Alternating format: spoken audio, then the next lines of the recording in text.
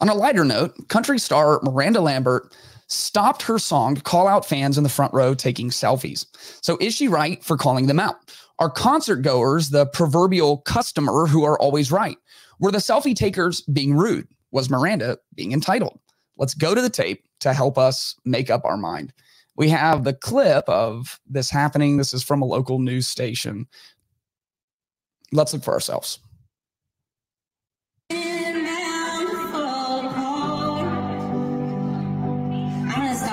For a sec, Danny, I'm sorry. This is like a Kanye moment. I'm going to let you finish. I'm going to let you finish that selfie. I'm going to stop here for just a moment. Here we go. These girls are worried about their selfie and not listening to the song. It's pissing me off a little bit.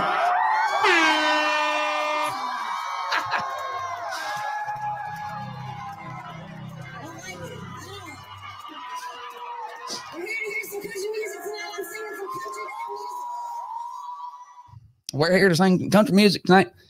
This is incredible. She says, let's stop the song, and everyone starts cheering because they think she's like gonna share a poem or like the backstory to the song. But is that what's gonna happen? No, it's not. She points people out in the front row. Now, your boy's an investigative journalist. I think you know this at this point. This podcast, we go deep, okay? And so I Googled, that's my investigative journaling. Wow. I Googled how much it cost to go to her residency. If they were literally in the front row, like in the pit, it's $110 a ticket. If they were right behind that in the VIP section, it's like $400 a ticket. To me, this is the way I was thinking about this. This is like profits versus profits. Now, this is why you got to watch on YouTube, because right now that makes no sense to you.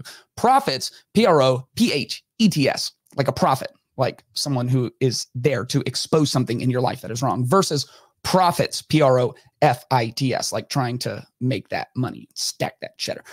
Celebrities have largely convinced themselves that they are cultural leaders. In reality, they are viewed as cultural commodities who are there for entertainment, not education. And we see this because celebrities weigh in on everything. Celebrities feel like they are political leaders. This is something called, I believe, ultra-crepidarianism, which is assuming some kind of expertise outside of what you're actually an expert at. Like Miranda Lambert's an expert at writing and singing country songs. But she's now acting as prophetess, right? She's having this cultural moment. So there's part of me who completely agrees with that. There's an old John Mayer song called 3x5. I love it. The chorus says, "I didn't have a camera by my side this time, hoping I could see the world through both my eyes." I really like that. Now, that doesn't make sense today because our cameras are on our phones, but for the kids listening, when you took a picture with a camera when I was a kid, you had to close one of your eyes and you had to hold a viewfinder up and then you had to take the picture. So that's how that's what he's saying. Like, I didn't want to take my whole journey on this vacation just with one eye open, snapping pictures all of the time, right? I wanted to really see things. The whole song's about being present and being in the moment. And so in one sense, Miranda, we're on a first name basis, Miranda is like prophetess. She is like saying, I don't like what I'm seeing in the world. I'm singing these songs every night at this residency and nobody's even in the moment. Nobody's paying attention. Everybody's living in alternate reality. Everybody's just experiencing the world digitally. And I don't like it. And I don't like it either. I've taken a selfie, right? And I've gone to concerts and I have filmed what's going on. And so I get it. I'm living in 2023 as well with everybody else. But I also understand this and I appreciate it. However, it does come off incredibly entitled. And celebrities are very influential. And so people do listen to them and they say, get out and vote, and vote for this person. And they, different rights, and they stand up for those and they pick a side politically. And it's usually with celebrities to the left, but not always. And they are influential, especially with younger people. But when push comes to shove, they're not cultural leaders. They're cultural commodities. And I think this really shows it. And I think the response to it really shows it. And at the end of the day, what people want out of their celebrities is entertainment, not education. And here's kind of the question is, what is the hierarchy in this moment? Like, who is actually in charge here? Who has the authority in the room? And in a concert setting, it's not all that easy to tell. In one sense, the artist has an incredible amount of control, because if they decide not to sing, then there is no concert. Now, if they decide not to sing enough times, nobody is going to pay them ever again. And so probably cash is king. And the people who have the authority in the room are the people who are paying your bills by buying your tickets to come. And at the very least, as the talent, you lead from influence. You don't lead from hierarchy. You are the celebrity. You're on stage looking at them and they're looking at you. But you're only in control of the music. You're not in control of all of it. And I think there was a way that this could have been done. You know, you go ahead and sing the song, and then in between songs, you just try to lead from influence. Or maybe you make a suggestion like, hey, I got 5 songs left. I want to challenge you for the rest of this concert to keep your phones in your pocket. You know, it's up to you, because I'm not in charge of you right now, right? I can't lead from hierarchy. I'm not your boss. I don't pay your salary. I have no leverage on you. In fact, you paid to come here to watch me sing some songs. So you kind of have the power in the room, and really, as long as it's legal, can do basically whatever you want. But from influence, you just go, what if for the next 5 songs, or the next 1 song, or the next half hour, what if we all put our phones in our pockets and we went on a journey together, and we remembered what it's like to just be present, to be in the moment, you know? And I bet almost the entire room would go along with that, and they would feel invited in to something special, and you would gain influence, because that's all you have in this moment is influence. And people would tell that story for the next 20 years of their life. I mean, they would blow up social media. Like, man, we were at the Miranda Lambert concert, and she gave this amazing speech. She was like this prophetess of old, reminding us to be present. And man, we just put our phones away, and it's something that I'm going to start trying to do from now on, right? You have to understand the power dynamics in any given situation. And here's a further suggestion is, even when you do have the power, and maybe especially when you have the power, you should still lead from influence. Once you have the power, it's kind of easy and almost cheap to lead with your power. As parents, you can lead with an iron fist. You know, you do have the power. You're at the top of the hierarchy. You're the top dog. And for most of your kids' lives in your house, you're going to be bigger than them. You know, you have the money, you pay the bills, you feed them the food. You have all of the power.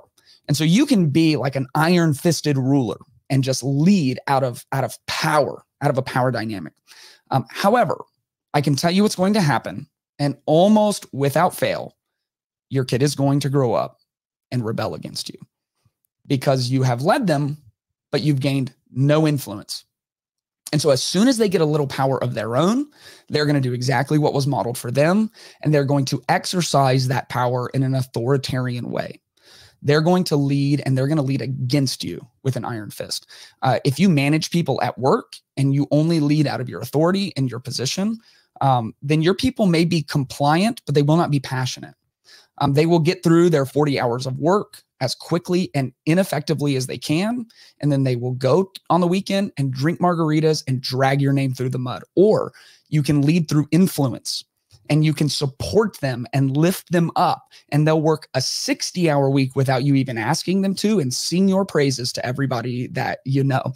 This is the critical issue that Miranda Lambert made. Miranda, we're on a first-name basis, is she tried to lead through power. And it's a power that she didn't actually have. And everybody saw right through it. And so instead of being a prophetess, instead of actually like speaking to people and taking them on a journey and inviting them into something, instead she looked like an entitled brat. And that is how all of the internet reacted to her. We have a great example of this in scripture. King David is one of the most famous figures from the Old Testament. He's the greatest king that Israel ever had. And A lot of people know that he had a lot of power for a very long time, but that wasn't the beginning of his story. The very beginning of his story, he is David the shepherd and David the harpist. He has this incredible music skill. And through his music, he was actually invited into the king's quarters because his harp playing was all that could soothe King Saul's tormented mind. He had no power in the room. He's literally a no-name shepherd boy, and Saul is the king of Israel. But his talent put him in the room. His talent continued to give him platforms. And even though those platforms didn't come with power, he used those platforms to build influence. He built so much influence in the city of Israel that long before he was king, people were desperate for him to become king, so much so that the king, Saul, tried to have him murdered. I mean, he saw him as a real threat just because everywhere he went, he may not have power, but he had influence and he wielded it wisely. David had to flee for his life. He ends up in these caves called the caves of Adullam. And 300 or 400, I can't remember exactly, I think it's in 2 Samuel, of just the most ragtag people in the world showed up. I mean, it's like Avengers Assemble, but the opposite of that. Scripture calls them the distressed and the disheartened and the indebted. So the people who are just like poor and depressed and don't fit in with society, all of those people show up. David doesn't have any power over these people, but he has influence and he wields it, and he turns this group of people into like this powerful, powerful group that ultimately, when King David does become king, he has his 300 strong fighting men, many of them from the caves of Adullam. So look, even if you don't have power, you have influence if you're willing to wield it well. If you have power, you should set your power aside and lead from influence at every point that you can. And if you don't have power and you pretend like you do, you are going to find out quickly that you do not. And in the process, you're going to cash in all of the potential influence that you could have had with the people around you.